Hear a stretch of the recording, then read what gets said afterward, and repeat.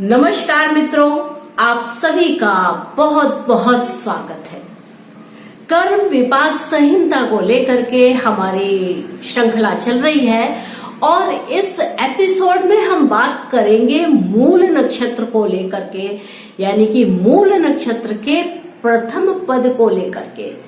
तो यह जो पूरी संवाद है वह शिव और पार्वती के बीच में संवाद है और इसमें पार्वती जी शिव जी से पूछती हैं कि हे प्रभु, अगर किसी का मूल नक्षत्र के प्रथम चरण में जन्म हुआ हो या किसी व्यक्ति का कोई ग्रह मूल नक्षत्र के प्रथम चरण में हो तो वह किस प्रकार के पापों से युक्त होता है या उससे जाने अथवा अनजाने इस तरीके के पाप हो जाते हैं तो उनका प्रायश्चित क्या है, यानी कि वह किस प्रकार से इन पापों से मुक्ति पाए। तो इसके लिए उपाय बताए तो शिव जी जो है वह पार्वती जी को इसमें उपाय बताते हैं। तो देखिए, इसको देखने का तरीका क्या है कि बहुत से लोग सोचते हैं कि जन्म नक्षत्र अगर है तो ही यह लागू है, लेकिन ऐसा नहीं है। अगर आपका कोई भी ग्रह इस नक्षत्र या विशेष पद पर आता है तो यह जो एपिसोड है वह आपके लिए है। मुझे नहीं पता कि आपकी कुंडली में कौन सा ग्रह किस नक्षत्र में है और किस पद में है, तो आप किस पद से या किस नक्षत्र से प्रभावित होते हैं। और जो वर्तमान की जो दशा चल रही होती है, महादशा और अंतरदशा, उस समय पर जो नक्षत्र पद है उसका विशेष फल अथवा प्रतिफल मिल रहा होता है, यानी कि पाप फल अथवा पुण्य फल की प्राप्ति हो रही होती है। तो आइए इस विषय में आगे बढ़ते हैं और जानते हैं कि मूल नक्षत्र के प्रथम चरण में क्या प्रायश्चित बता रहे हैं हमारे शिव जी पार्वती जी से। शिव उवाच अयोध्या नगरे देवी कायस्थो वसददृजे रामदास इति ख्यातस्य भार्या तु देविका। तो यहाँ पर शिव जी कहते हैं कि अयोध्यापुरी में एक रामदास नामक एक कायस्थ रहता था और उसकी जो पत्नी थी उसका नाम देविका था और वह दोनों ही निवास करते थे। विष्णु भक्ति रतो नित्यम ब्राह्मणस्य च सेवकः भार्या पतिव्रता तस्य पति सेवासु तत्परः। अब शिव जी ने यहाँ पे जो बात बताई वह यह बताई कि वह जो था वह नित्य विष्णु भगवान की भक्ति करता था, ब्राह्मणों की सेवा शुश्रूषा करता था, बड़ा ही सेवकी था। उसका जो विचारशीलता थी, उसके कार्य करने की जो पद्धति थी वह सेवा से हुआ करती थी और उसकी जो स्त्री थी वह भी बहुत ही पतिव्रता थी और वह पति की भी नित्य सेवा किया करती थी। यानी कि दोनों ही भक्तिपूर्ण थे, ज्ञान की पूजा करते थे और सेवा भाव से सबकी सेवा भी किया करते थे। भाग्यवान सर्ववस्तु नाम विक्रेता गजवाज नाम तस्य सखा भवद विप्रो ब्राह्मणो वेद पारगः। तो आगे शिव जी ने बताया कि वह बड़ा ही भाग्यवान था, हाथी घोड़ा सब वस्तुओं का क्रय और विक्रय करता था।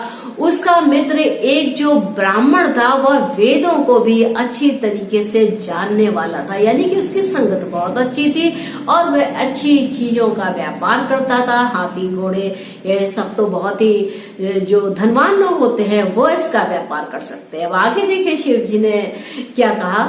आगतो वै ग्रहे तस्य प्रेम्णा मित्रस्य भामिनी चातुर्मासे स्थितेस्तत्र स्वर्णम शतफलम तदा। तो आगे शिव जी ने बताया कि हे प्रिय, वह ब्राह्मण एक मित्रता के नाते प्रेम वर्षा ऋतु में भी आकर के उस कायस्थ के यहाँ रहने लगा और वहां पर उसके पास 100 पल स्वर्ण भी था।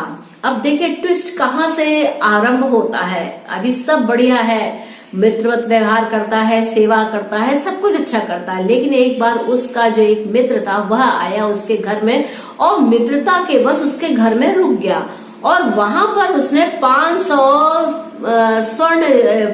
पल स्वर्ण जो है वहां पर रख दिया उसका इसके घर में। अब देखिए ये यहाँ पर सोचना कि इतना सब कुछ होने के बावजूद भी उसके मन में ऐसी विचार क्यों आ गए, ऐसे सोचना कि ये पाप उसके मन में कैसे आ गया, क्यों आ गया। आगे देखिए शिव जी ने क्या कहा, कायस्थस्य गृहे तत्तु स्थापितं ब्राह्मणेन वै वाराणस्यां गतो देवी स्नानार्थं सा द्विजोत्तमः। तो वह जो ब्राह्मण था वह सब धन काय से घर में रख करके काशी में स्नान करने के लिए चला गया। अब उसने जो उसका धन था यानी कि उस ब्राह्मण का जो धन था वह सब उसने उस कायस्थ के घर में रख दिया और इसके बाद काशी में स्नान करने के लिए चला गया। अब यहाँ देखिए क्या हुआ, शरीरम त्यक्त्वास्तत्रं ब्रह्मचारी द्विजस्तदा ततो बहुगते काले कायस्थस्य दरिद्रतरा।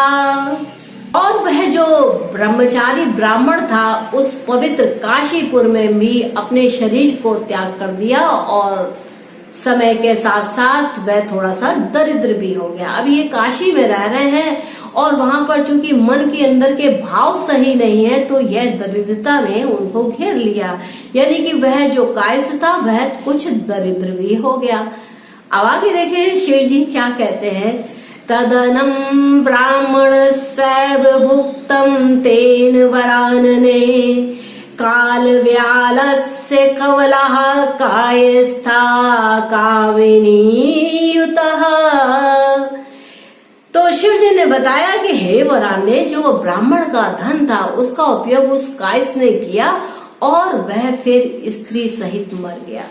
अब यहाँ जो यह पाप हुआ कि किसी मित्र ने आपके घर में किसी विश्वास के साथ आपके घर में कुछ रखने को दिया है और आपने उसका उपयोग कर लिया, वो भी उसको बिना बताए ही। उसने आपको वह धन इसलिए नहीं दिया था, उसने सोचा था मैं काशी में स्नान करके लौट के आऊंगा और अपने धन का उपयोग करूंगा।